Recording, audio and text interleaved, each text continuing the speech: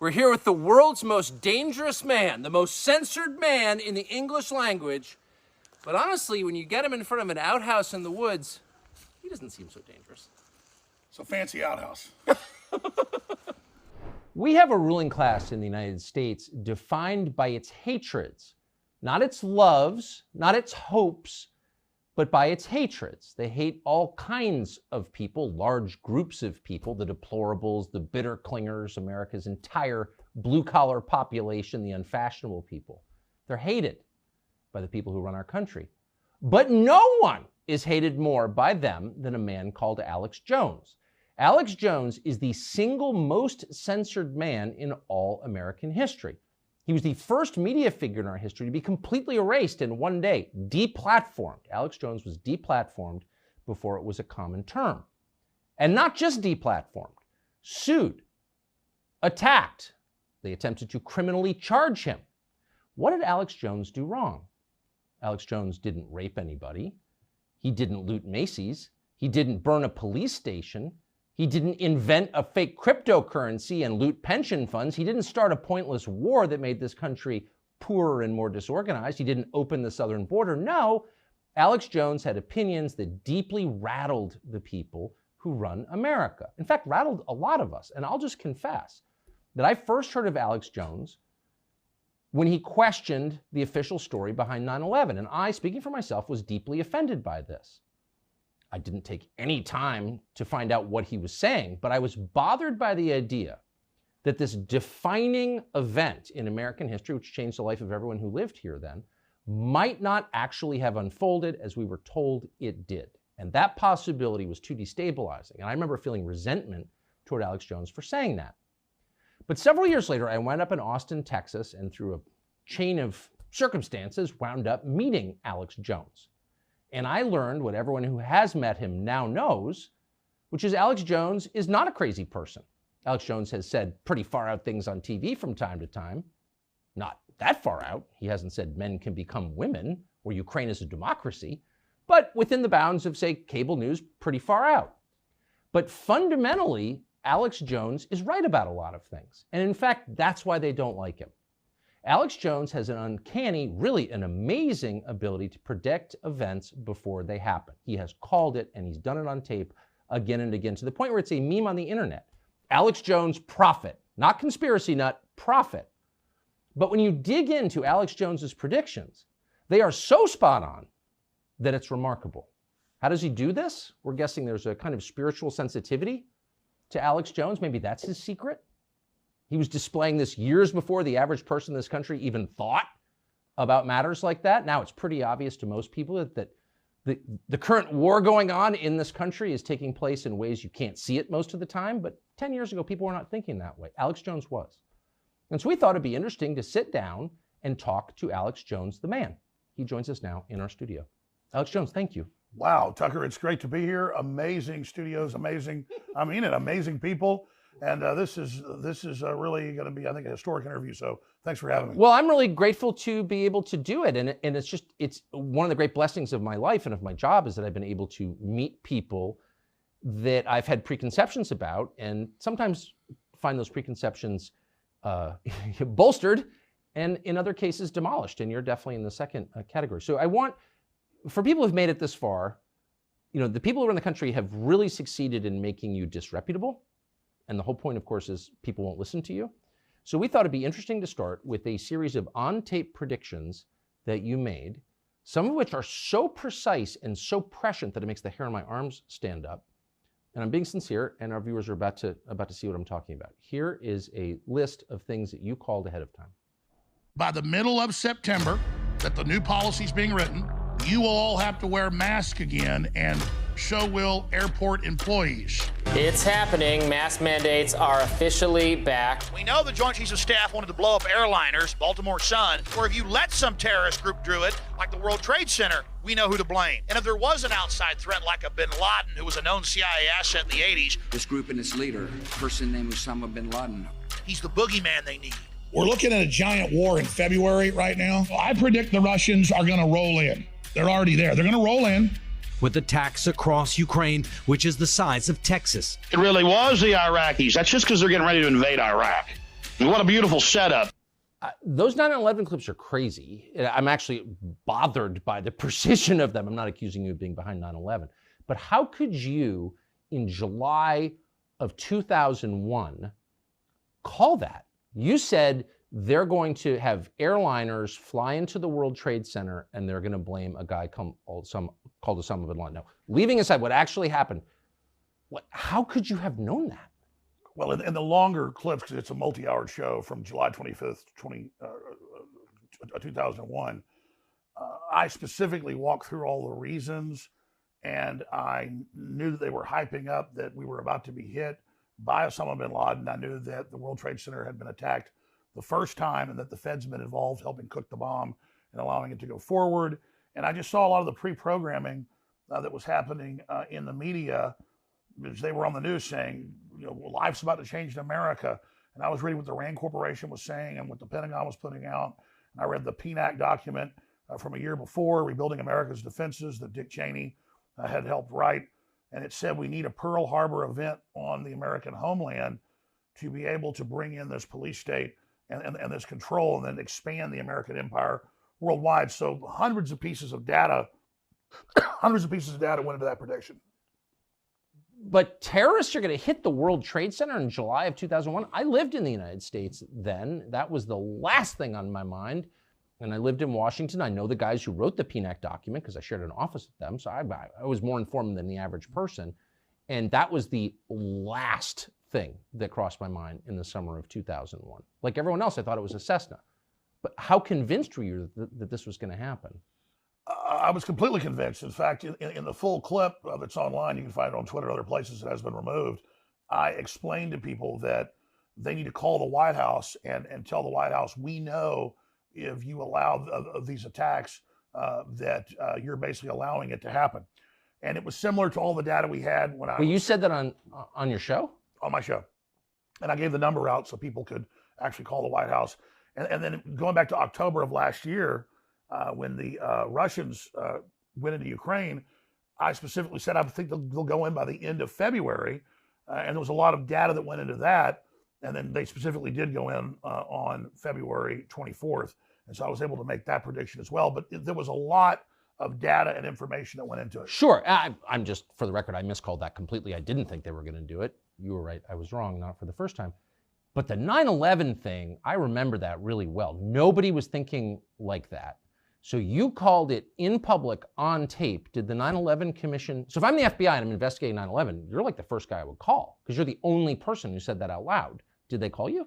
No, they didn't. But my most accurate prediction, going back over a decade, was when I read the Rockefeller Foundation Operation Lockstep, and they described using a virus to bring in world government, to bring in a world medical ID, that they would then build the social credit score off of, and that they would make people wear masks for fear, and that they would shut down sporting events and things like that, and basically phase in this new tyranny. So I was also able to specifically make that prediction over and over and over again because I was going off their own battle plans. Are you the only person in media who actually reads these reports? I don't think a lot of people do read them, but I do read them. I mean, I'm currently reading MIT reports from their top counsels, Pentagon reports. They have a working group called the Mad Scientist Group at the Pentagon that works with MIT. And if you go watch their hour-long, 2-hour-long, 3-hour-long meetings they have on YouTube with all the tops, I mean, we're talking hundreds of top scientists, they admit that they're building a post-human world, that soon everyone's going to be mind-controlled, that they're going to put smart dust in our food that they can electromagnetically control, and they just lay it all out right there. And I've learned what these people said in the 50s they would do were done by the 70s. What they said their plan was in the 70s for the 90s, they got done. And then when they had their Agenda 21 in Rio de Janeiro in 1992, the big UN summit, they described everything they would do up until the year 2000, and they got almost all of that done. And now they've got Agenda 2030, and we're going to ban your gas stoves, we're going to ban beef, we're going to ban single-family dwellings, we're going to ban private ownership of cars, we're going to do all this, and now you see them rolling it all out. So I'm not really making predictions. In these high-level World Economic Forum and other large think tank groups, they are laying out the future, and their high priest of the World Economic Forum, that's a consortium of all these groups, Yuval Noah Harari, you can read his quotes. The future's not human. The human era is over. The public is useless. I mean, this is a very anti-human system. So that's how I'm able to make predictions, because they've given us a roadmap. They tell us where they want to take us. And so when the public wakes up, we push back on some of it, but they always come back. And so I'm just following the trajectory of where they say they want to take us. And there were a lot of white papers, not just the PNAC document from 2000, a year before 9/11, where they describe we really need big terror attacks. We really need Pearl Harbor events to get Americans to give up their rights. I mean, take what just happened in Israel. Totally tragic. My heart goes out to all that have been killed or lost loved ones or been injured. But there's no way that one of the best intelligence agencies in the world didn't know that was coming. The massive buildup, the 5,000 missiles, the paragliding attacks, all of that. And so there was clearly a stand down there. And now the West will take more of the people's rights. Israel will be able to crack down and take more of their people's rights, which is a big debate over there. Hamas is being funded by Hezbollah, which is Iran. We just had Biden a month ago give $6 billion to Iran. And now the mullahs are bragging that they were behind the attack, Hezbollah funding Hamas.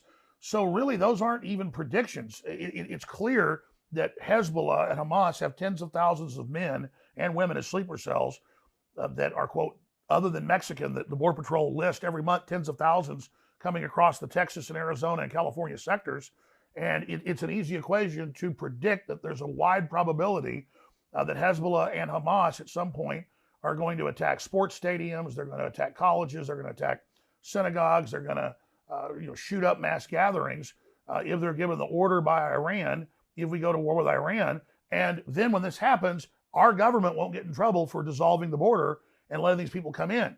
Just like on 9/11, our government clearly had prior knowledge. There was clearly a major stand down that went on. And the government got more power, more control. And now they're not pointing the Homeland Security apparatus at the Russians like they did in the Cold War or the Islamists after 9/11. Now they admit that their main focus is Christian conservatives and the bitter clingers and the people that live in rural America that quote, white people, I mean, it says that in the report, are the main terror threat. And so this whole apparatus of the war on terror it has now been turned inwardly against the people, not just here, but also in Europe, where if someone criticizes transgenderism in the UK, they come to their house and arrest them. If a journalist does that, they come to their house and arrest them. If somebody says, I think these surveillance cameras should start getting cut down, they come to their house and they arrest them for their free speech. And so this is a global movement by the mega corporations, by the BlackRocks and the State Streets and the Vanguards that control 80+% of world wealth to control our behavior. And Larry Fink of BlackRock has said that at the Davos Group repeatedly. We're going to use our control over all this finance and this global social credit score we're rolling out to control people's behavior. So that's really what this is. And then they use the threat of global warming. They use the threat of a virus. They use the threat of radical Islam to take our rights. But we really are the target. Even if by the way, none of that seems implausible at this point. I mean, just you're a measure of how the world has changed. If you'd said this to me 15 years ago, I'd have been like, someone's a crackpot and it's not me. And now after COVID, nothing you said seems crazy at all. I mean, you may be right, you may be wrong, but it's not out of the realm of possibility, obviously. But even if I disagree with what you just said, I would think that's pretty interesting. It's an interesting perspective. Why do you think, you've committed no crime, you'd be in jail if you had. Why do you think they hate you so much? Because I do read their documents and I do read their books, and we were effectively getting a lot of people in the military and the intelligence agencies who were compartmentalized and who tuned into my show and saw my films and read my books and things. And they clicked with it and said, wow, I see all this going on around me. He's not lying about it. And then I would give them other pieces that I discovered or my other guests discovered. And so it was giving them an operational awareness outside of their compartmentalization. And so we had massive success in the military, in the police, and in the intelligence agencies, not just here, but around the world. And so our penetration into those areas to help people expand their awareness that we're inside the government, inside corporations, was triggering a lot of whistleblowers. was triggering a lot of people not going along with the program. And so really my sin was decompartmentalization of the population. When you got deplatformed, and to this day, no one has ever been more aggressively censored, I don't think, than you. I've apologized to you this in person before. I was in Labrador on a fishing trip and missed the entire thing.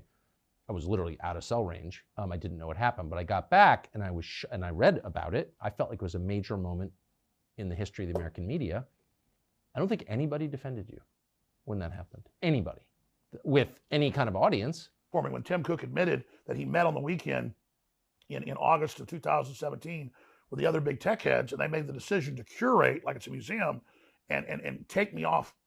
It was hundreds of platforms. I mean, it wasn't just all the big ones. It was everything from LinkedIn to our bank accounts being taken away to everything ensuing that week and over the next month.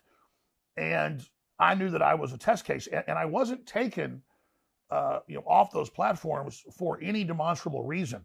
It was the questioning the school shooting thing that came later. They went and kind of dredged that up from my past, just questioning it a few times, blew that up after I'd been deplatformed and said I was deplatformed for that. But if you check the record, I wasn't. And so once they deplatformed me, it made the show in ways only get bigger, with people actually going to Infowars.com and finding me on local radio stations and things. So then they panicked and said, okay, let's look at his record and create more of a reason that he's being taken off. So they took things out of context from 5-6 years before, blew them up as a current thing out of context, and deceptively reported on what I'd said to create a straw man argument to then facilitate the reason. What's so crazy is if you asked just a cross-section of Americans who's responsible for the Sandy Hook massacre of kids at the school, no one remembers the name of the murderer. Adam Lanza. Okay, thank you. I didn't remember. Alex Jones. They effectively blamed you for a school shooting that you were not present at. I have people come up to me in the parking lot. You can ask my security guy. He's been there when people walk up and go, why'd you kill those kids? And then you go, I didn't kill those kids. And they go, yeah, you did. And so that is what this has turned into. And this is bigger than me. I want people to understand something, that the mullahs in Iran and the Ayatollah are congratulating Hamas that just killed around 1,000 or more innocent Israelis, many of them women, children, disabled people, in a vicious, evil sneak attack. They are on there. Hezbollah and Hamas, mainly Hamas, but it's Hezbollah funding it out of Iran, are literally posting videos of them cutting people's heads off and killing children and massacring innocent people. They're allowed to have their Hezbollah accounts and their Hamas accounts. The Ayatollah is able to congratulate what these people have done, and I am still banned. And I'm not mad at Elon Musk. I understand I've been so demonized with the general public. He's barely able to keep Twitter going right now. I really appreciate what he's done. I admire him. I think he's done a lot of great work, and I see him moving in the right direction. So a lot of people attack Musk on Twitter. I trend all the time. Hey, if you're such an absolutist on free speech, bring back Alex Jones. I understand that if he did that, the ADL and others would really be able to probably shut down Twitter. So I understand that he needs to go through a process before he does that. So people get mad at Twitter for not. Why the ADL? I'm not the world's expert on your career, but I know you. I've never heard you say a single anti-Semitic thing and an anti-Israel thing. Why would the ADL be against you? I don't think anyone's even called you an anti-Semite. Well, unless I'm missing something. I mean, what goes on is the left forever called everybody a racist if you were just a conservative or pro-Second Amendment or pro-life, or thought we ought to have a border. And that didn't work anymore to call people racist. And so the ADL gets all this big liberal donations. And so they go out and then police and take people's sponsors and target them just by the ADL calling up sponsors. Sponsors get scared and drop. And so that's what they've done to Elon Musk. They've been, they took over 50% of Twitter's North American and European advertising in just the last year, and bragged about it by saying he gives harbor to white supremacists, which he doesn't. But at the same time, white supremacists are ridiculous. They're goofy.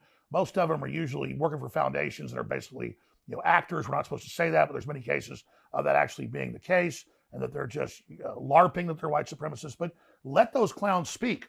Whatever happened to the ACLU that used to support the KKK marching through a town or publishing their own newspaper? I don't support the KKK. I think they're a joke.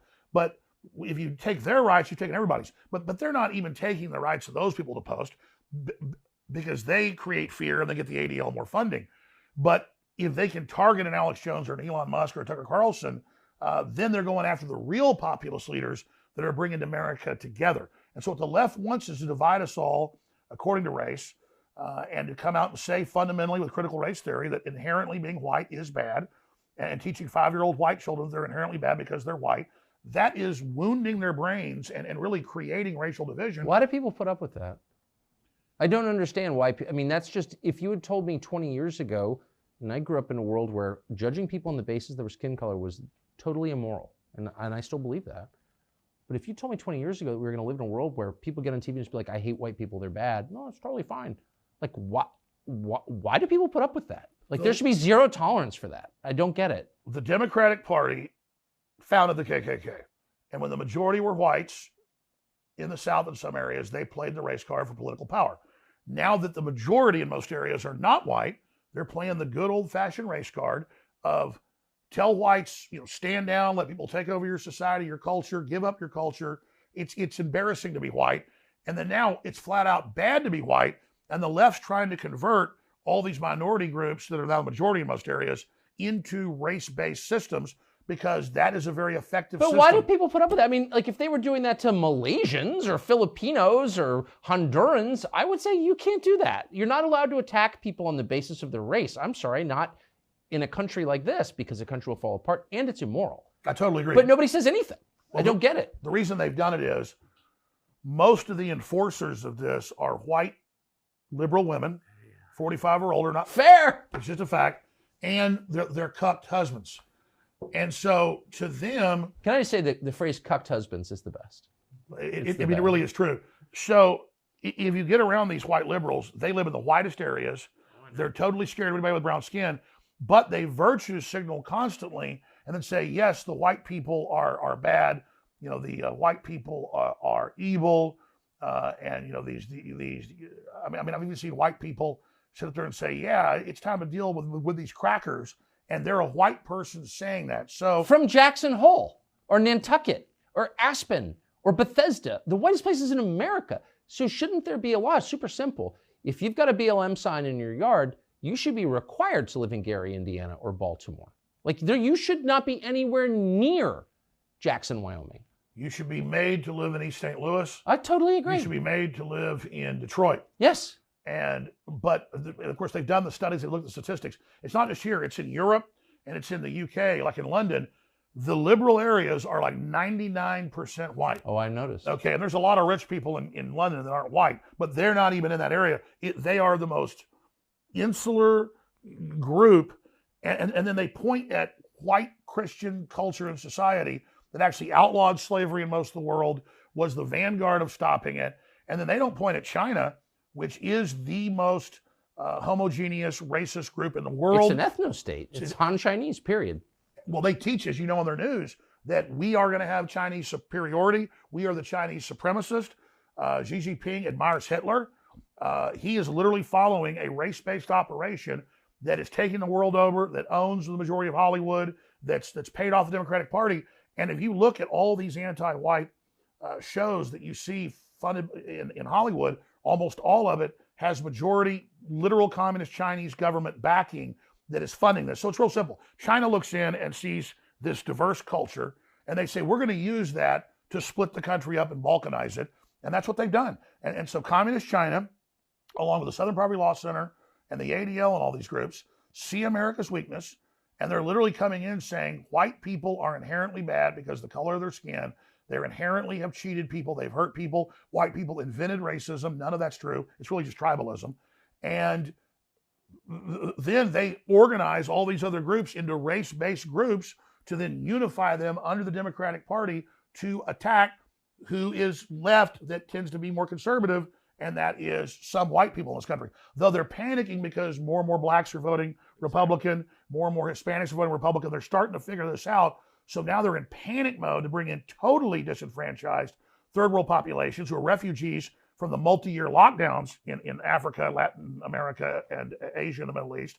They then bring them to UN camps, brainwash them, then bring them to our border, brainwash them more, then send them into the United States and then literally hold them for years at facilities while they're indoctrinated to be this new political underclass that's then going to be turned loose on America. And that's why you see Democrats giving illegal aliens the right to vote in their cities, giving them driver's license. That's why you see them passing laws. They can be police officers. So they are importing a new enforcement class against the American people, and they're setting it up along racial lines, not us. They're making it racial, just like Hitler made what he did racial. So it's the left and the think tanks and the communist Chinese that look at the U.S. and have seen our weakness as race, and they are exacerbating it. So I don't understand. So you're from Texas. You grew up in Texas. Your family's been there a long time. Texas is changing really fast. It's dirty, for one thing, I noticed, because physically dirty, garbage on the side of the road. I never have seen that in Texas before. So your governor could have stopped that. He commands the Texas National Guard, and he didn't. And I feel like that makes him a traitor to the country, but what am I missing? Well, I mean, Governor Abbott is, on a scale of 1 to 10, the best kind of Republican governor is a 10, and the worst is, say, a 1.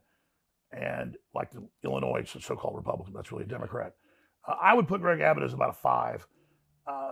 The state is overwhelmed. There isn't really a state mechanism. It's federal to kick people back and deport them.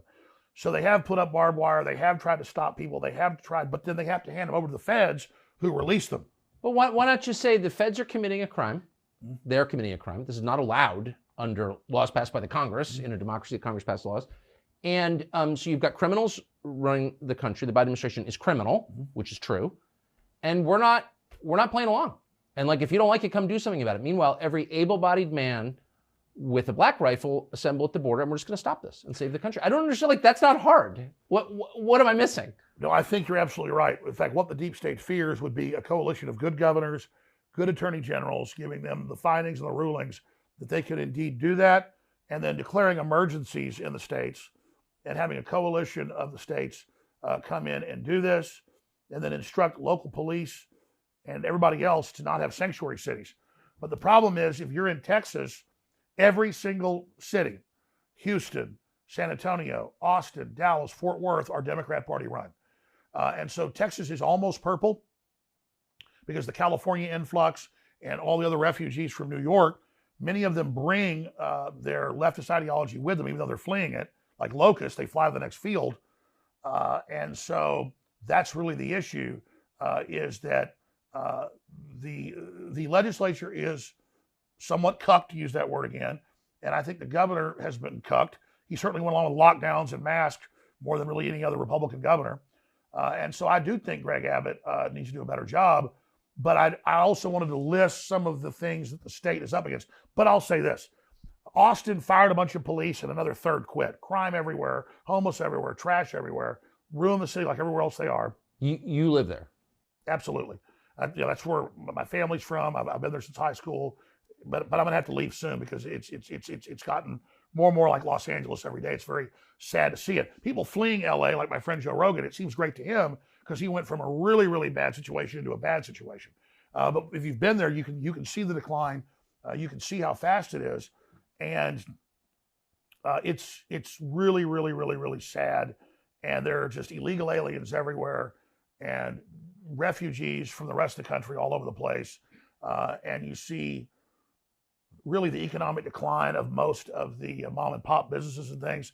So the same rot we've seen all over the country. Austin was supposedly this big mecca and it was going to be so great. And now sadly it's falling apart. I mean, Tucker, you know the answer to all this. You do the best job of anybody with a true Americana populist breakdown. The ruling elites of the world, the Black Rocks, the State Streets, they're on record saying they don't want our consumer society. They don't want our capitalist society. It's bad, it's ugly, it's gross. But they're the biggest consumers compared to anybody else in the world. Their quote, carbon footprints are thousands of times bigger than the average person.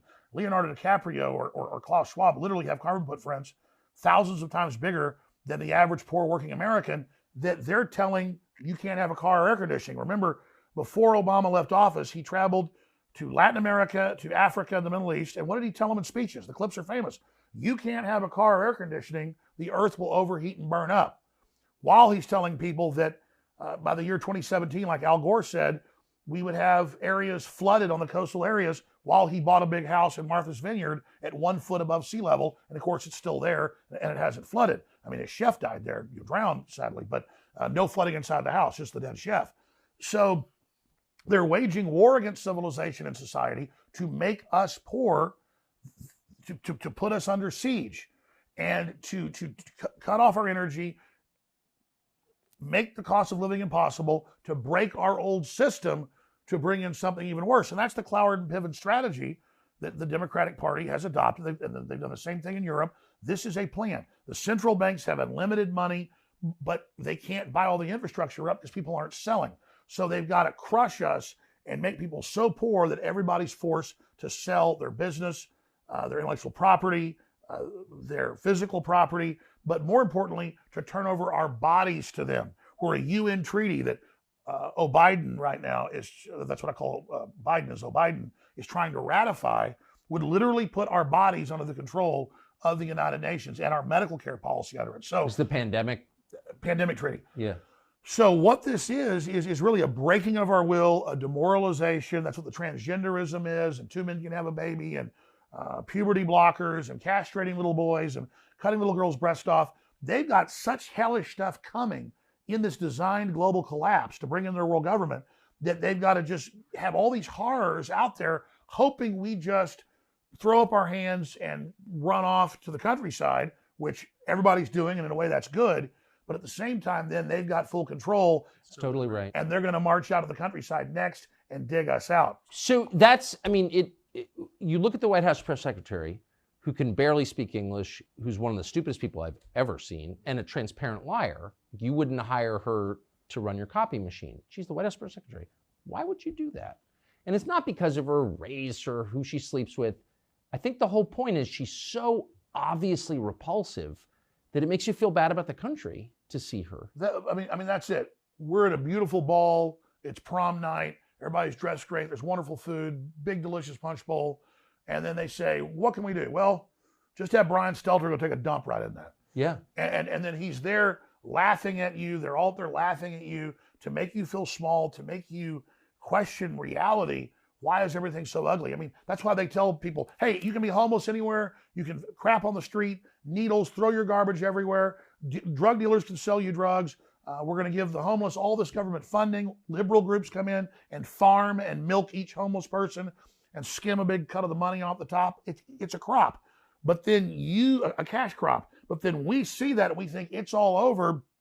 There's nothing we can do to demoralize us and make us give up. And even though I'm conscious of this, even though I know this, it's still at a DNA level. I'm like, I got to go to the country. I got to get out of here. I've got to separate myself from this. But then when they release this toxic, cultural, poisonous gas, they push us out of those areas and they get the main infrastructure to then organize that, cut off the food and supplies to that group they have, and then tell them the reason you're doing bad is not BlackRock and the WF and Bill Gates.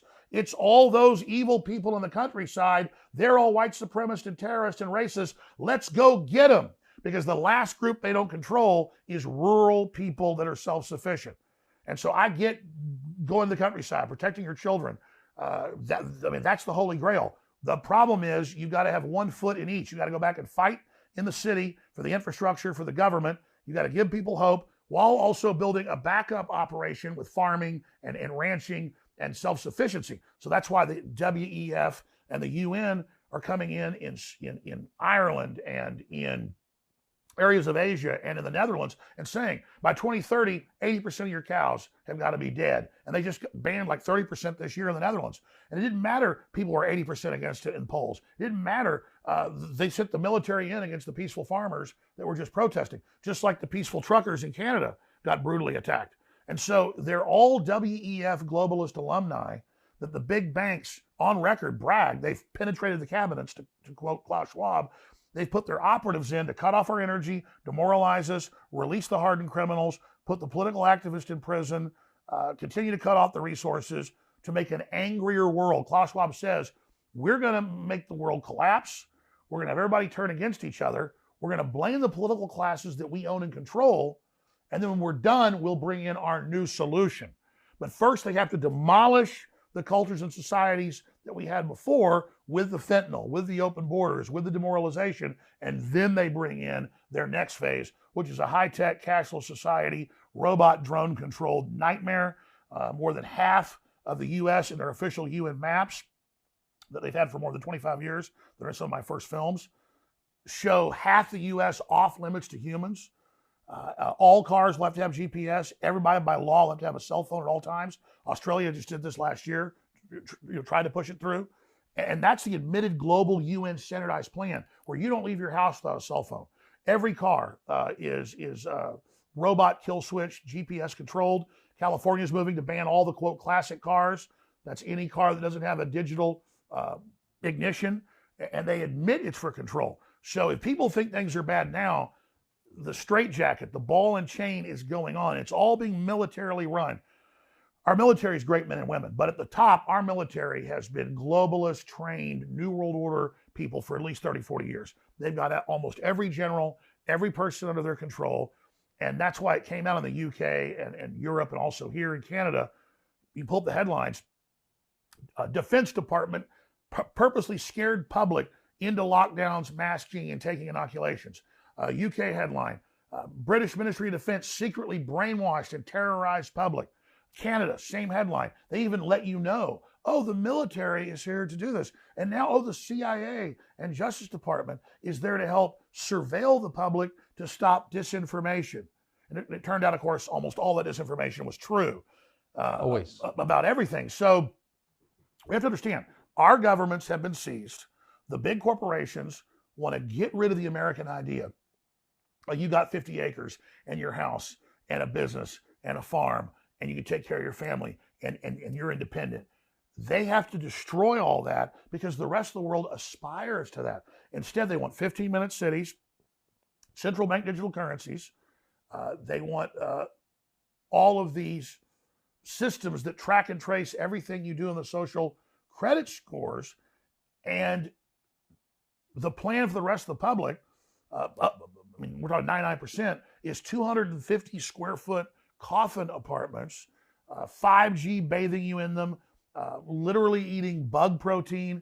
And I told people 10 years ago they're going to push bugs on the public because I read it in their white papers. Now it's already in grocery stores all over the U.S., all over Europe. They're putting the cricket meal into the food, very toxic. Undisclosed, yeah. It's got chitin in it. Yeah, they'll just give it a number. It's got like a code. And you ask again, why would you do that? Because it's all about breaking our will. They don't want people to aspire to open, free societies. Yeah, there's a lot of waste, there's decadence, there's issues, but there's freedom. They want to train us to live on carbon rationing, food rationing, a very dystopic world. You'll own nothing, you'll have nothing, and you'll be happy. Now, these are quotes. I have to say, I bet there are, I don't know how long into this we are, 30 minutes or something. I bet there are a lot of people watching who are thinking, holy smokes, I can't believe I'm agreeing with Alex Jones. I'm supposed to hate this guy. Like, where's the lie in what you just said? I'm not sucking up. I'm sincere. Like, I'm listening to this, and even myself, I'm thinking, I can't believe I'm nodding along to Alex Jones and being like, you're absolutely right. Like, where are you wrong? Well, I just hope people realize that we're all under the gun. So many of these leftists believe that because they go along with this, they're going to be given powerful positions in this system. This is a technocracy. There's almost no managers in this. Almost nobody has power in this system except a very small group of technocrats who happen to be transhumanist. And you said something really astute a few weeks ago in a speech you gave, and you've also talked about on your show, that all of this stems from their fear and denial of death. So one of the things I find so striking about you, having watched you on and off over the years, and this must be a burden for you personally, but your ability to see people at a deeper level or to see things in them that are not obvious to the rest of us. And I want to give a specific example. So there's a guy called Brian Stelter who had the media show on CNN. I first met Brian Stelter when he was a high school student or a first-year college student because he would hang around the show I worked on at the time at CNN. This was 20 years ago at least. And I always thought he was awkward and weird and probably had a super creepy personal life, but I never took him seriously. There's a pretty famous clip, and I want to play it right now, of you critiquing Brian Stelter, and you take him way more seriously than I ever did, and I think you're right to. So this is a pretty famous clip of you on Brian Stelter. Hell on earth. He wants to run your life. He wants to control every aspect of your life because he knows he is a cowardly, degenerate sack of anti-human trash. I pledge before my Heavenly Father that I will resist them every way I can. These people are the literal demon spawn of the pit of hell. Look at him. And you know what? He is better than you if you keep letting him run your life. He runs your kids. He runs the schools. He runs the banks. This guy, this spirit, this smiling, leering devil that thinks you can't see what he is your enemy. Period. All the narcissistic, devil-worshipping filth. I see you, enemy. I see you, enemy. Enemy. Enemy. You are my enemy. And I swear total resistance to you with everything I've got. Disingenuous, fake, false, broke back, twisted, a defiler, a betrayer, a backstabber, a devil. You don't think I don't see you, Stelter? I see you. You understand me? I know what you think of me and my family. I see you right back. You understand that? You understand that, Stelter? I've only watched that several hundred times. And I laugh every time, but I also, there's something to, if Brian Stelter had absolute power, would you and your family survive? Of course not. You wouldn't. You'd be, of course not, and neither would mine. So there's a lot that's true about what you said. How did you perceive that? The rest of us just made fun of him. Now, once they started the censorship and deplatforming, remember back then they would deny it. Oh yeah, we're taking people off air, but it's not censorship. Now they admit, no, it's censorship. We're doing this for your own good. So he was really the face of that, and he was working for the head of CNN that was really in charge of it. It later came out. CNN currently is not in charge. They've handed it completely over to the Justice Department to quarterback, as Congress reported a few months ago with the documents. But at the time, Brian Stelter and his mini-me, Oliver Darcy, His Popeye to were going around calling up and harassing my sponsors, taking sponsors away. And they were going around and organizing big tech to take not just myself, but many other people offline. And so he was destroying our free speech. He was taking our sponsors. But it's crazy. I just want to restate. You are not promoting race hatred. You're against race hatred. You never have promoted that, ever. You're not promoting violence. You've never called for violence. And you've never even called for breaking the law. And so that's why there's so much anger there, because I remember the day I did that and a few other clips that went viral. I showed all the stuff he was doing, but then the media attacked me and just clicked it out of context, but still it reverberated with people because people were sick of the corporate legacy media. So people say, well, why is he so angry? Well, it's because he's literally trying to take us off air, literally taking our sponsors. I mean, the equivalent of the Vikings 1,000 years ago in England pulling up and burning a village down. And so there he is, all sweet and liberal and cackling and laughing, but he's really an agent of anti-American totalitarianism. And so he was the front man of that. And I wanted to just simply say, well, you're right. I see you. I know what you're doing. So people see it out of context and think, why are you being so mean to him? Well, I mean, he's literally trying to destroy my free speech, take me off air, and put my family on the street. So I'm pissed off at him. What's interesting is, and I mean, I don't know if you want me to reveal this, but we had dinner in our barn last night and there were some drinks. And after dinner, you and my producer called Stelter on the phone. And what was so, and it was on speaker, so I listened to it. What was so interesting was, you know, you've been very clear in a very direct, pretty masculine way, I would say, about how you feel about Brian Stelter. There's not a lot of confusion about your views on Stelter after clips like that, which doubtless he's seen because he Googles himself compulsively. He was very kind of syrupy sweet with you. And that's why I was sarcastic and told him I want to date him. You did, yeah. In fact, the exact line that you had was, Brian, I'm not usually gay, but I want you. Yeah. And he seemed a little bit, I'm not saying he's open to it or whatever, but he wasn't shocked by it. And he's like, give me your phone number. Give me, I want to talk to you. Yeah. And then he hit your producer up, please give me his number right now. Let's that talk. was interesting. But I was being silly with him. But there was also a line. He goes, oh, Alex Jones. I said, I want you to come on my show. And he said, oh, you still got a show? And I went, no, you're the one that doesn't have a show. Sorry, I should. It's so, tell him the other line. It's so boorish to like recount conversations people weren't witness to. It was funny though. But you said, you know, you're off TV now, but you were a real star. I mean, not on CNN, but on my show, so good. Anyway, but what was interesting was if someone had talked about you that way and then called you late night after a couple drinks, you'd say, up yours, pal. You know what I mean? Like, buzz off, or I'm not taking your call. But he kind of sucked up to you. That's a very weird, passive-aggressive posture. Well, I've said a lot of really mean things about him and attacked him. And when I watch the clips out of context, I feel guilty. But he was going around with Oliver Darcy. They would brag on Twitter and literally hitting hundreds of my sponsors. And I say hundreds, I'd have like 20. They'd take them all. I get 20 more, take them all. This went on for years. So you go get a sponsor, you get them, they're doing great. He takes it away from you. And then he brags that him and Dart, I was taken off Twitter, not for the Sandy Hook stuff that came later that they focused on. Look it up. They had the former head of Twitter and the lawyer on Joe Rogan about 4 years ago. And Joe said, why did you ban Alex Jones? The lawyer goes, okay, let me open my clipboard. She goes, here's why. He was mean to Oliver Darcy.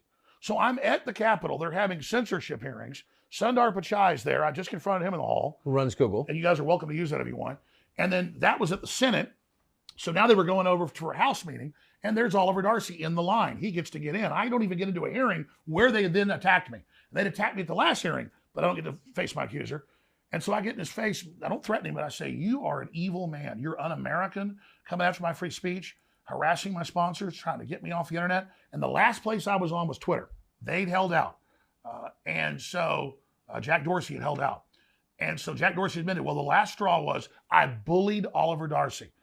And so that's why I was deplatformed. Elon Musk thinks it was the Sandy Hook thing.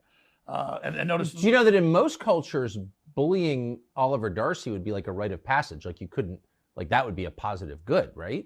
Well, but here's the thing. He's literally on Twitter taking my sponsors, calling for me to be silenced.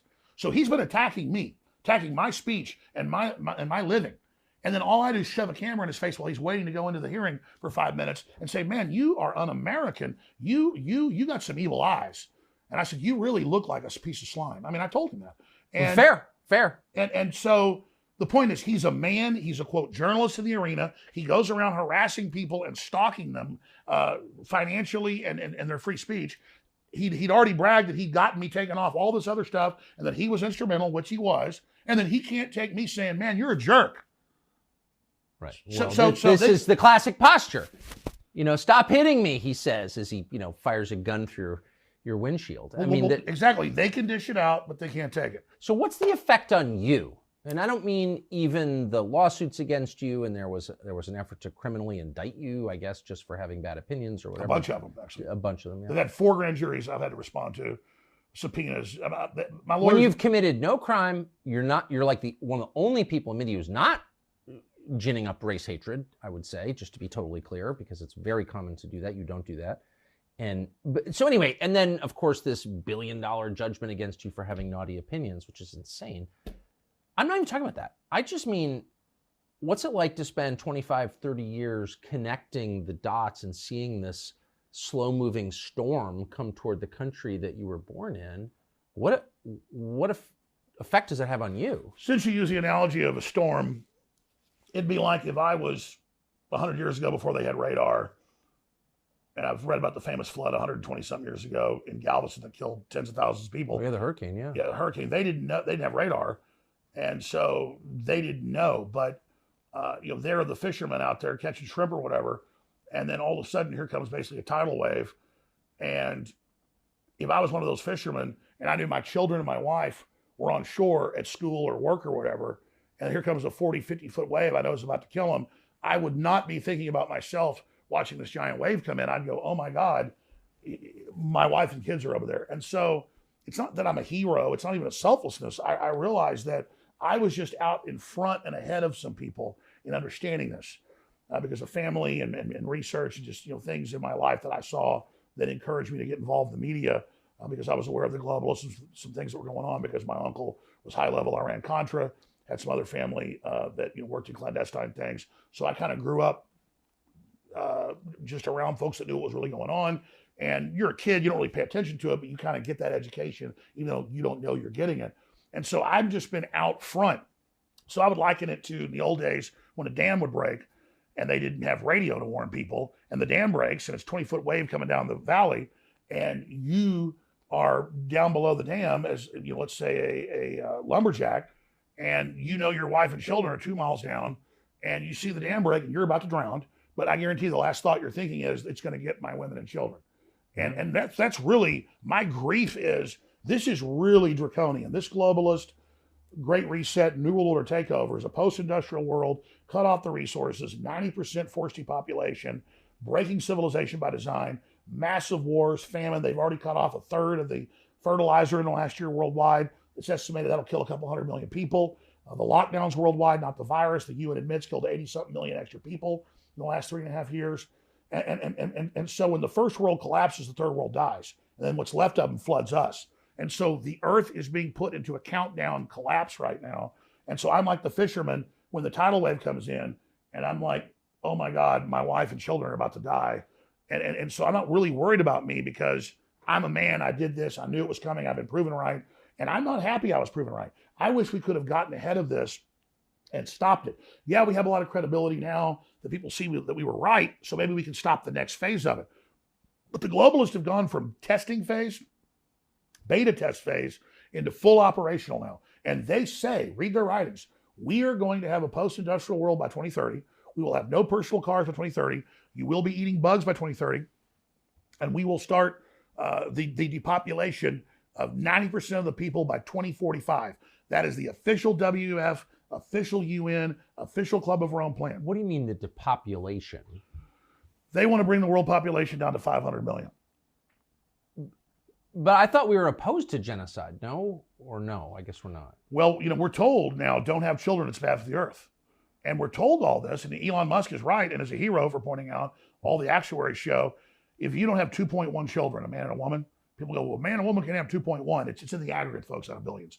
If a country doesn't have 2.1, 2.2 replacement rate, then you don't have people to take care of the old folks, society collapses. And so Japan's 1.3, Italy's 1.3, they're done as cultures. America, without immigrant influx, is about 1.6. That's not viable. And I'm not just talking about white people only here, but white people are 7% of the world population, maybe 8. And so I would be sad if the last of the Eskimos were dying. I'm sad that the Japanese, within 100 years, there might be 20 million of them. But just to my previous question about, and without getting too personal, but I feel a little bit enervated and down just hearing your dot connecting here. What's the effect on you over 25 years? If you literally foresee 9/11 before it happens, and you did, and it can be proven, we just proved it. What's that like to live with that weird ability? Well, I know a specific clip. I specifically say, call the White House, tell them we know they're going to let Al Qaeda attack us, Bin Laden, and then take our rights. And I said, call the White House. I put the number out, so I put my money where my mouth was. And that's the only time I ever said call the White House and tell them stop a particular event. I'm now saying we need to call the White House and say, you've let tens of thousands of military-aged men from the Middle East in. We know a lot of them are Hezbollah and Hamas. The FBI has confirmed that. And so when and if there's big terror attacks, which I believe will probably happen in America, we're not going to have Homeland Security get more funds and more power and grope us at the airports more. I want prison time for the agencies and groups that have allowed this. And I want Biden. I want Biden impeached now. Okay? That's why we got rid of McCarthy. It needs to happen. Leaving the border open when there is a clear and present danger of this going on, and when we're very close to war with Iran, we go to war with Iran, they're going to activate Hezbollah, okay? And then they make Hamas look like choir boys. And so you want to hear a prediction here, it's a probability, not a pure prediction. But if we go to war with Iran, guaranteed sleeper cells activate. It'll make what happened in Israel look tame in comparison. I'm not lessening what happened there. So I'm simply, and then again, where's the logic? The government that allows that to happen should go to prison. I agree. But instead, like 9/11, they're going to get more power when it happens. Mark my words. So you can't have guns because we let in foreign sleeper cells to kill you. Exactly. And you asked the question. This has really taken a toll on me. Not the fake lawsuits, not the weaponization, not the deplatforming. I was already getting exhausted 5-6 years ago. And when I married my second wife, who's amazing, I have 3 children with my previous wife, and one they're all great children, and one with her. We were in Hawaii getting married like 7 years ago. And I said to her, I want to just write books and make documentary films and maybe do an occasional podcast. At that time, I've been on air like 22 years, 6 days a week, 3 hours a day at least. And I said, I just don't want this burden, this big crew. I love the crew, but I don't want to do this anymore. I said, I want to move the country, and I want to just, because it's taking a physical toll to every day look at this stuff. And now I've gotten to the point, which even though I say don't let them break your will, don't let them demoralize you, that's because I understand the process. It's happened to me. Used to, I'd have hundreds of incredible stories and clips every day. I couldn't wait to expose the bad guys. Now I look at it once, I'm ready, I study it, and then half the time I get on air and I just go, let's just take calls, or I start talking about some fun story just because I mentally cannot sit there and stare into the abyss and stare at Biden or their press secretary that's meant to enrage us and demoralize us. And I think that's a defense mechanism that's healthy. So I think we all have to be balanced. I'm not asking people to only fight tyranny. I'm asking people to get prepared, get ready, but wake up as many people as you can, and then do whatever you have to stay sane, because we have record suicide, we have record depression, we have record drug abuse. This country has been attacked. And if you read deeper into the globalist writings, they admit they're doing it. And so we have to be aware of it. If you're aware of an attack and aware of a manipulation, it doesn't give you full immunity from it. No, it doesn't. But it gives you a buffer. Imagine people that don't know what's going on, and they really believe things are dangerous, things are bad, not because of the corrupt corporations that are running things, but because those evil people in the countryside don't want to be left alone. And that's what they're saying on the news. It's the people in the middle of nowhere that want to be left alone. They're the bad guys, and it's the 5-year-old kid that's white. They're really bad. They're all inherently really bad, and just this is a demonic assault, and it really is good versus evil. But the key part you raised earlier in previous shows that I mentioned that I didn't get into because there's so many topics is this: when you said we need to brood on death, you talk about a simpatico or a synchronicity or a weird moment.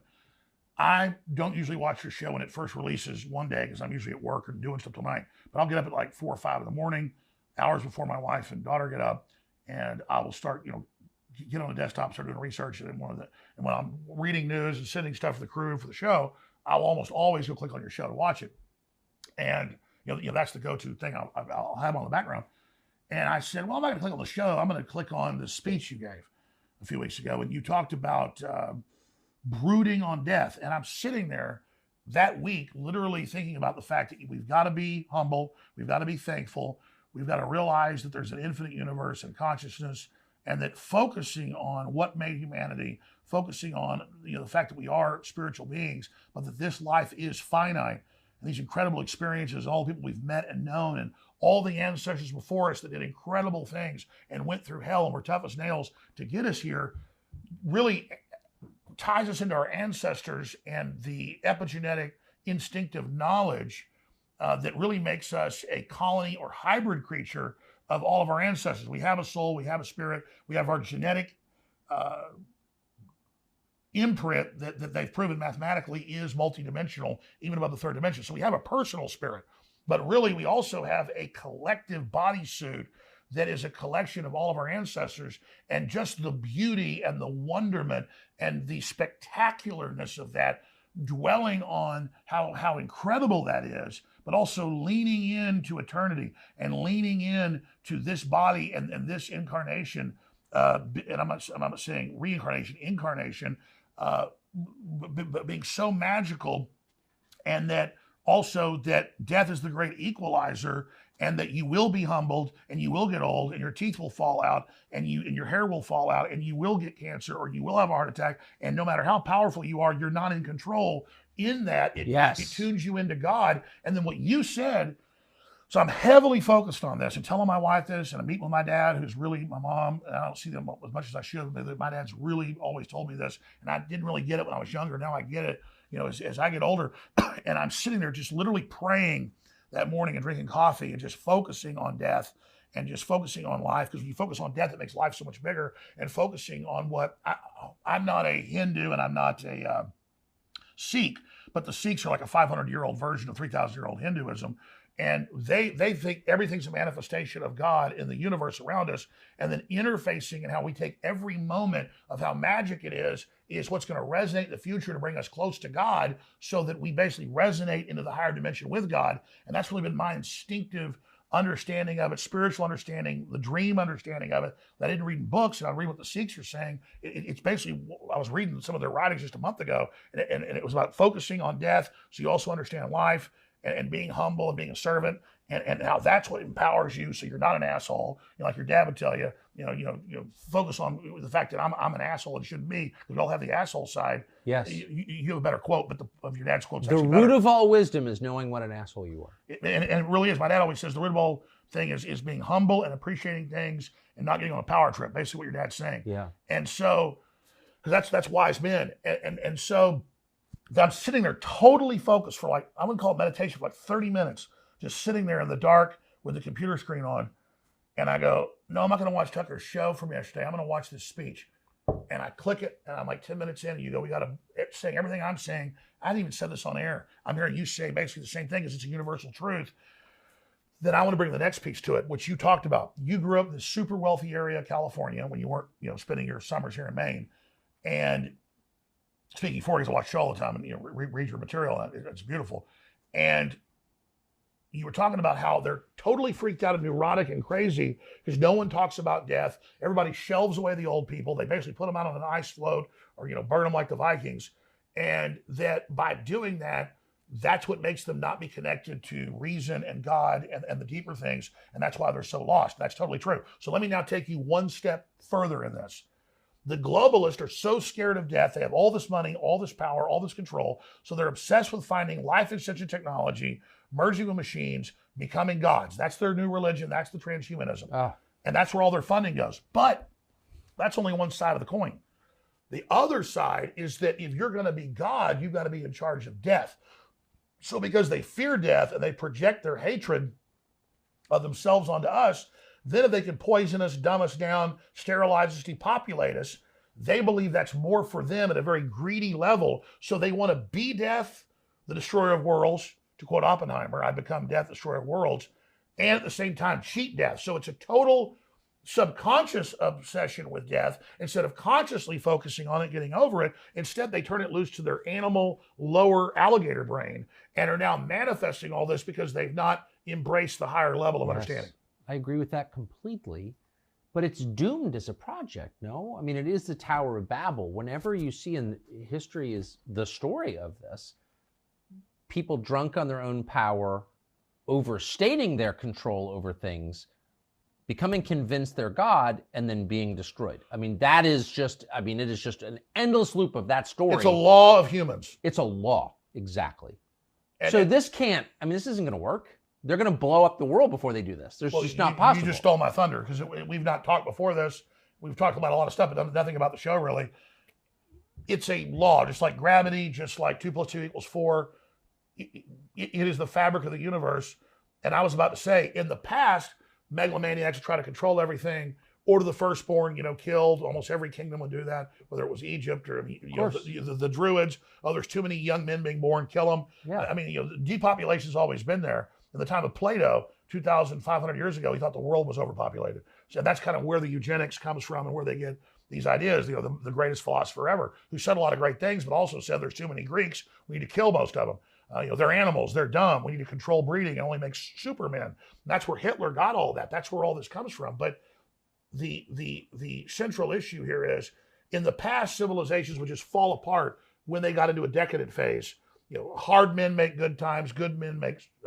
Hard men make good times make soft men. Soft men make bad times.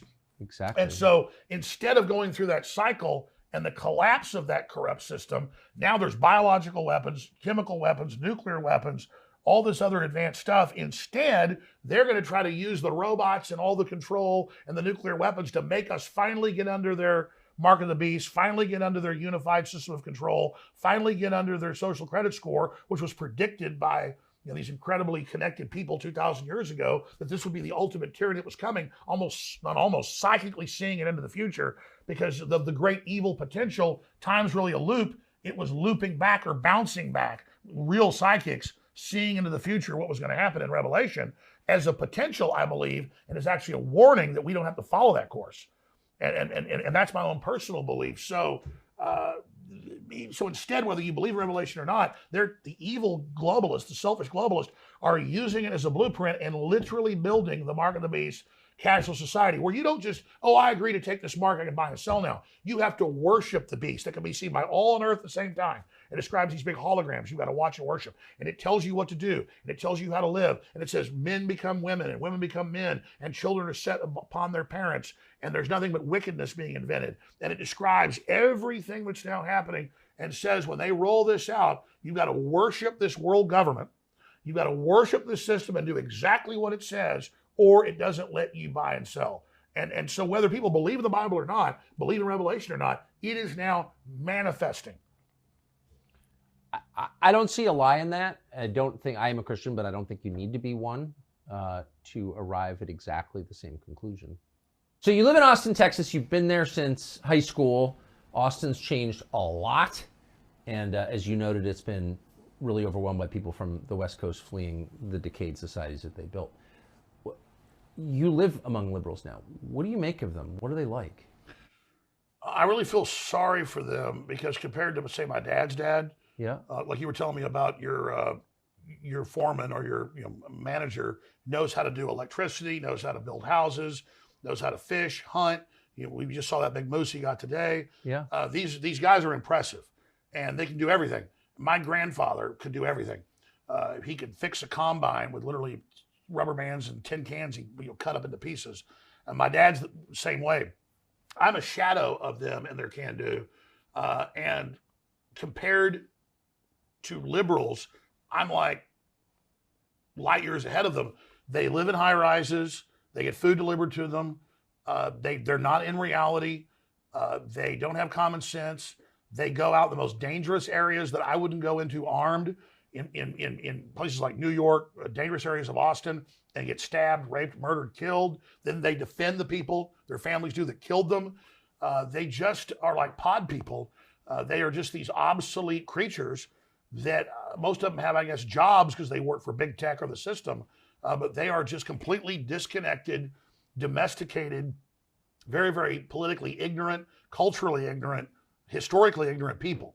And they think they're elitist. They think they know a lot. They think they understand a lot. They're totally useless. What do they do for fun? Well, I was about to say, and they're the ones that want to depopulate. They're the ones that think that, like Bloomberg said, oh, what's a farmer do? It's easy. You stick a seed in the ground, it grows. Farming's incredibly hard. You better know what you're doing, and you got to have the weather on your side. And it's a all around the clock job. I've had family that are farmers. My dad grew up as a farmer and a rancher. In the summers, they would send me to work on farms and ranches. Best education I ever got. It's rough. It's tough. But is it really essential? Is food really essential? Well, we're told by John Kerry in the last few months, he says we need to cut farming. Now, organic farming is he still alive? Is bad for the earth. I don't think I think it's a corpse. He seems like a corpse. Like a rubber face. An animatronic Chuck E. Cheese. I thought he passed years ago, but somebody told me he's still alive. I guess it's an open question. He runs around giving speeches saying we've got to cut farming or people are going to starve. And I'm not joking. I'm not joking. That's what I'm saying. Cut down trees, cut the food off, cut the fertilizer off to save people. Well, speaking of starving, I mean, again, as I said at the outset, and I meant this, I've never seen a single person, I don't think there ever has been a person in the history of the United States who was not criminally charged, but was punished to the extent that you have been. I mean, they've really tried to drive you into the grave. I think, to be fair, it's been worse for Trump, but I'm the second. Yeah, that might be right. He has much bigger resources, though, to back him up. Oh, absolutely. He's the head of a political party. I've spent everything. I'm completely out of money. I'm still hanging on. But yeah, Trump still has resources. I don't. I mean, they lied about my resources, too. Said I had all these resources. Now it's been proven it wasn't true. So yeah, they've definitely. But it was more than $1 billion judgment against you for saying something other people didn't like, I guess. Well, let's be clear.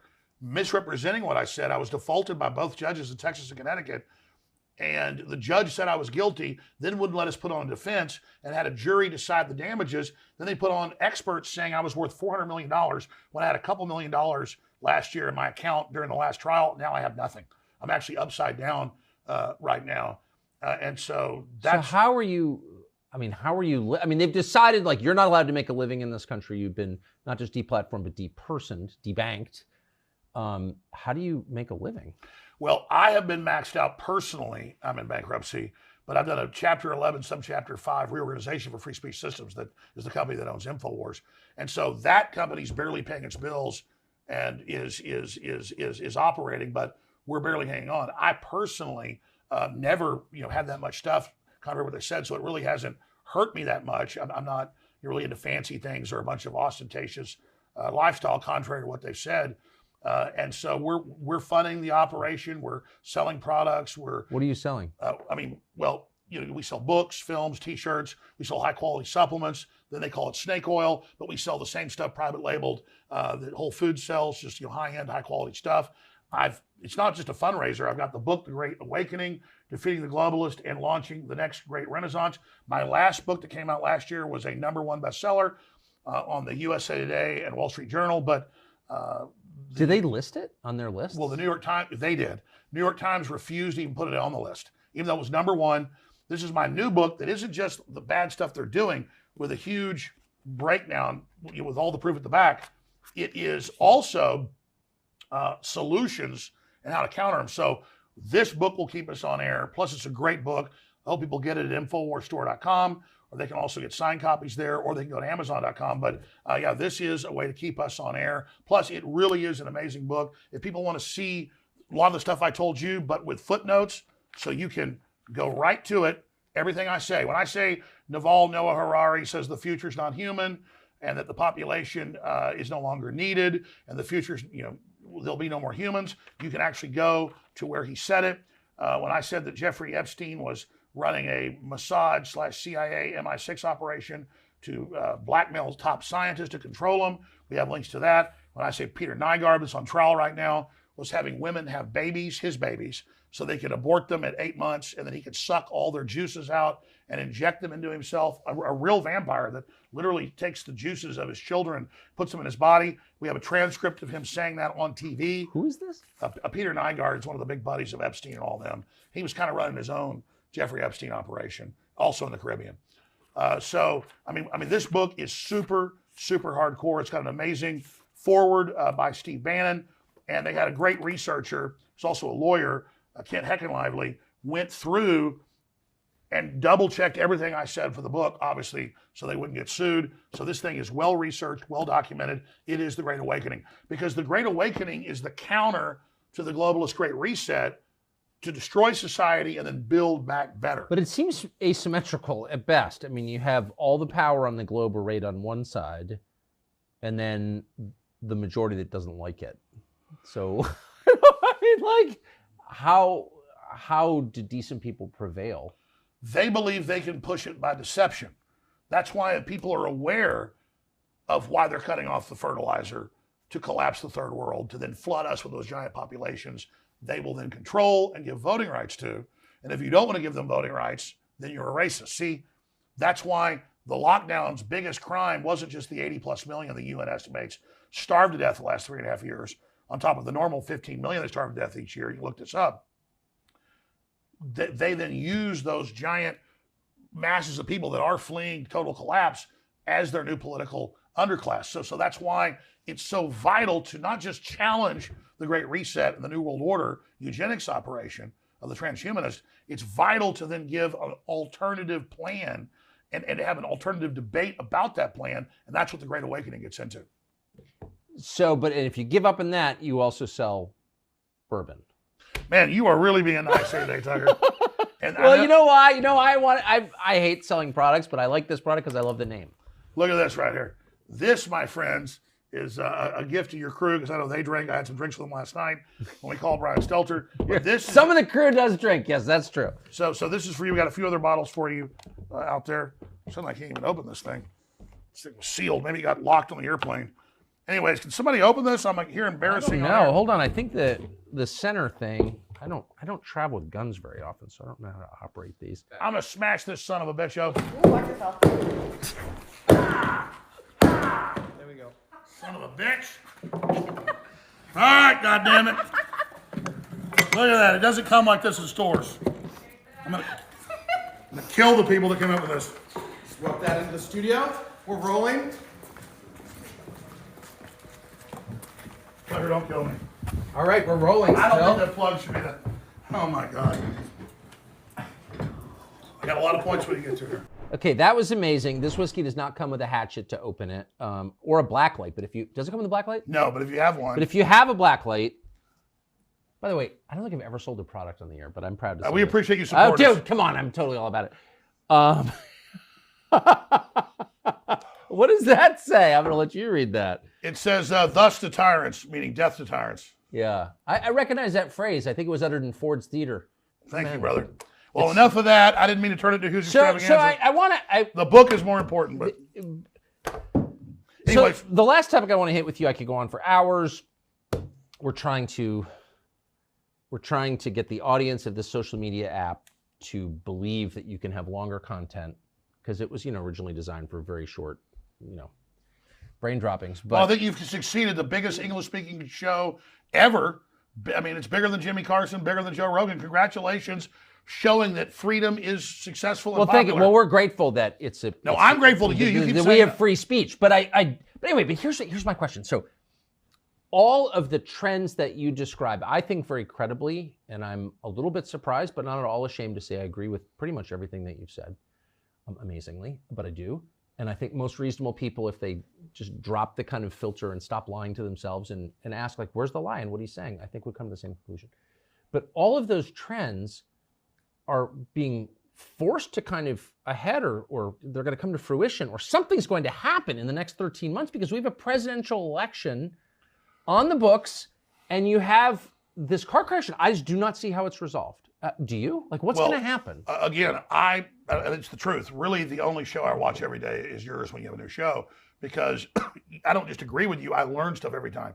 And when you've been saying the last few months is dead on, and a lot of people agree with you, and I know I do, that you look at the trajectory of this, how they're escalating on Trump, whether you love him or hate him. He's now a populist icon. He's now the underdog. The globalists are coming after him. They're coming after our right to vote for who we want. He gets 60% against which is the fundamental right in a democracy. The people rule. I can vote for whomever I want. And if you don't like that person, that's immaterial. Absolutely. Right? And he's been indicted for saying they're stealing elections. They're stealing it trying to... Oh, I'm aware. Well, yeah, absolutely. In their indictments of him is Absolutely. election theft, but yes.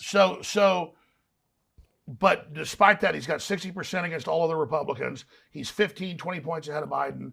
It's backfired, but the deep state's not going to stop. So when you said to Trump several times in that 400 million views or whatever you got, biggest show ever, you said to him, well, isn't the next thing them trying to kill you? And he's so confident he doesn't want to think about that. And he doesn't want to think about it. Whereas I admire someone that's that confident. The deep state does kill people, and that's their only next move because this is failing. And I think they're going to kill Biden too, or I think they're going to try to. What you said in the speech again before the last one I talked about like a month ago, you said, I don't see Biden and Trump being the candidates. You see the system, the media going after Biden, and he deserves it, but they were covering it up until now. Now they're covering the laptop. Now they're covering attack on the dog. Now they're covering, all of his senility, all the corruption, the Chinese spies. Attacking a dog. What a pig he is. I'm sorry. Well, I was told that by Secret Service and by people that, let's just say, work with them. And I'm going to leave it at that. But I actually have a contact for you. I'd like to be able to hear it from them. But when this is over, I'll let you actually hear it from yourself. I think they'll tell you off record. I think they're willing to talk to you. But yeah, he is completely out of his mind. He wanders around for the entire 2.5 years. It's getting worse. Naked in the White House. In the middle of the night, doesn't know who he is. They have to give him a bunch of drugs, a bunch of amphetamines in the morning. Then they've got to drug him at night. Sometimes he's got to, though, he'll like be out for the morning for a while and then comes back out at night for a ball. That's when there's a real problem. He is on drugs. I have established that. And I know someone who witnessed it. I'm not guessing at this. I know someone personally who witnessed him taking amphetamines. And this was during the 2020 election. So how's this going to, that's huge. I know you don't play games. You've been proven. No, I don't play games with this. I'll just say he's a makeup artist. Well, no, you said the NSA spying on me, high level, and then a month later they went, yes, we're spying on Tucker Carlson. Yeah, I know. So you don't make stuff up. And so what I'm saying here is Biden's a liability for him. Trump's a liability. What do? They have a right-winger, they'll claim, assassinate Biden. and they'll have a left-winger assassinate Trump. That then gets the country even in more of a fight against each other.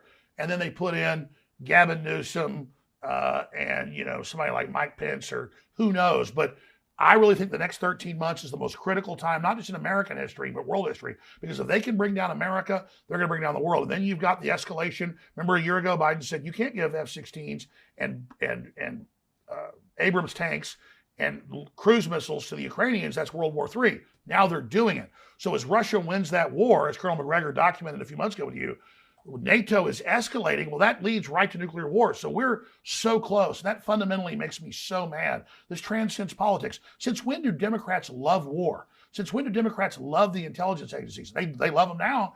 And so really the Democratic, so dark. Just so like the dark. Republican Party is a beachhead for sanity and populism. It's not perfect, but it's a beachhead.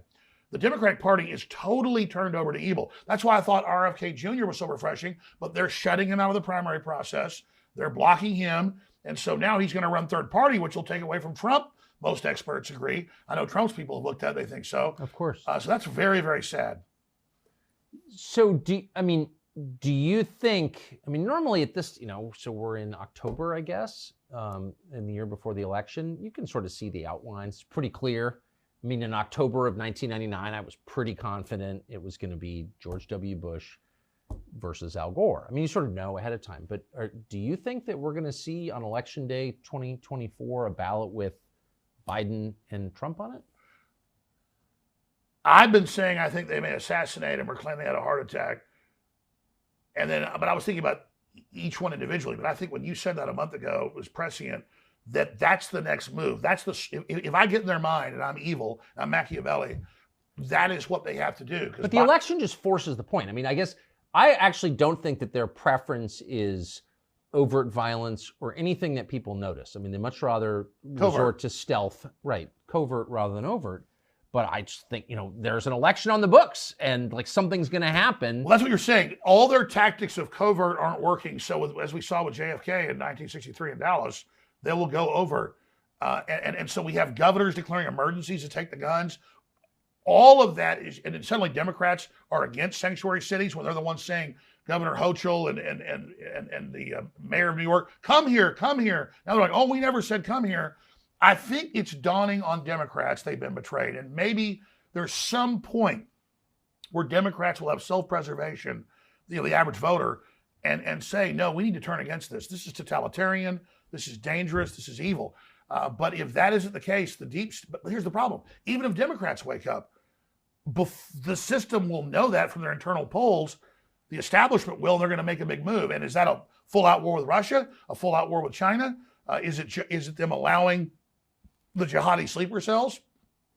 They're in America that have poured across our border, that are waiting to let them activate. And I'm not saying our government controls them, but they've let other governments bring them in. And they've given funding to those governments. And now if we don't see strong signals against Iran, I don't want war with Iran. What I'm saying is strong signals telling Iran, do not fund terror groups. And we don't see strong repudiation of Joe Biden, that will greenlight the security services to go ahead and let this new attack happen. And a massive jihadi attack in America could be the way to bring in martial law and cancel the election. Also, Klaus Schwab loves the Telegraph, so does the UN. It is imminent. A cyber attack bringing down the power grid will make COVID look like absolutely nothing, is basically his quote. I think I've got it almost exactly. And so will they cut the power before the election? The sky is the limit. The sky is the limit. So people need to be vigilant and understand that we want to let the system know we're aware. We want to promote the values of free speech and of family and of self-defense and of local control and of free market, rugged individualism and a competitive civilization and a colorblind society that Martin Luther King Jr. talked about. We need to go back to the things that made us great, that threaten the CCP and threaten the globalists of the UN, because they're selling tyranny and eating bugs and being locked down in your houses and forced injections and 2 men can have a baby. We're selling normal human biology and success and culture. And so I just think we have to give the alternate plan to their dystopia. We have to challenge their dystopia, but also give the alternate plan, which enough people aren't doing. But that's Trump's big sin, is his optimism. America's great. Everybody's beautiful. We have such potential. And as soon as the world heard America was open for business, we saw trillions flood instantly in because our leaders had said America's not open for business. Invest in China and India and Mexico, where the globalists have middleman deals to get all the money and all the power instead of the people getting it. It was Henry Ford, wasn't a perfect guy, but he said the other auto manufacturers, this came out in federal documents and later antitrust suits because he didn't get in trouble. They did. They said to him, the other auto manufacturers, they said, why are you going to pay your employees 3 times what we do? And he said, because I don't want just rich people buying my cars.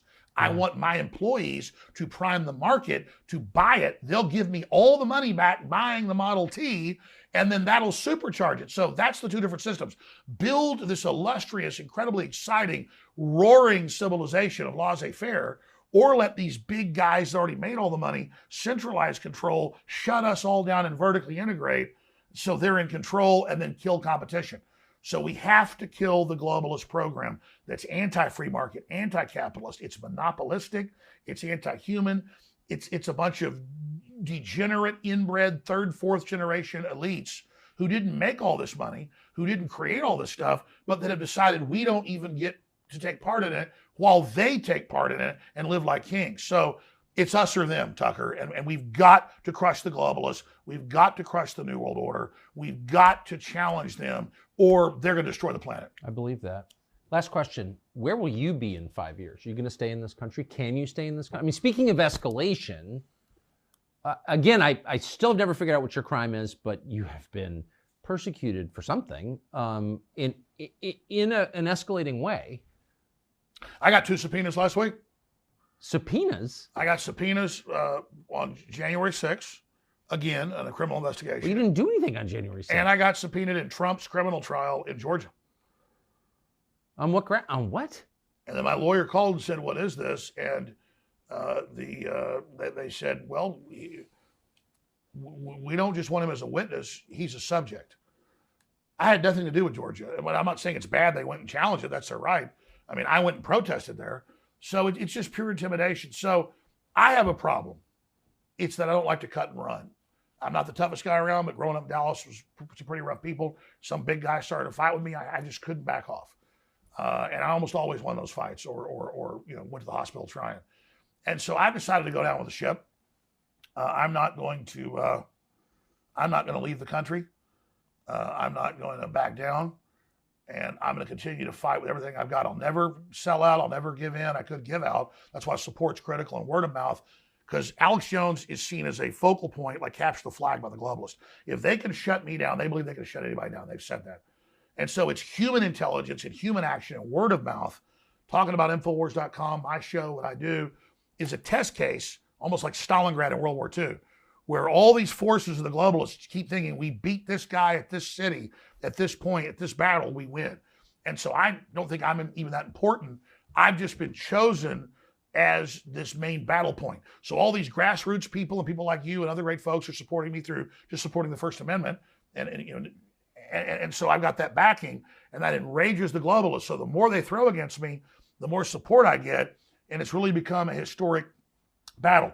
If I'm completely banned and debanked and shut down and can't operate, only then would I try to evacuate somewhere to try to keep my show on the air. But I've looked at it, and I don't even think that that's the case. Once they disrupt and shut down something, it's very hard to restart it. The good news is there are so many other great talk show hosts, so many other great people that now understand this and even have perspectives better than mine, that I'm not obsolete yet. But thanks to you, and thanks to Russell Brand, they're trying to now set up.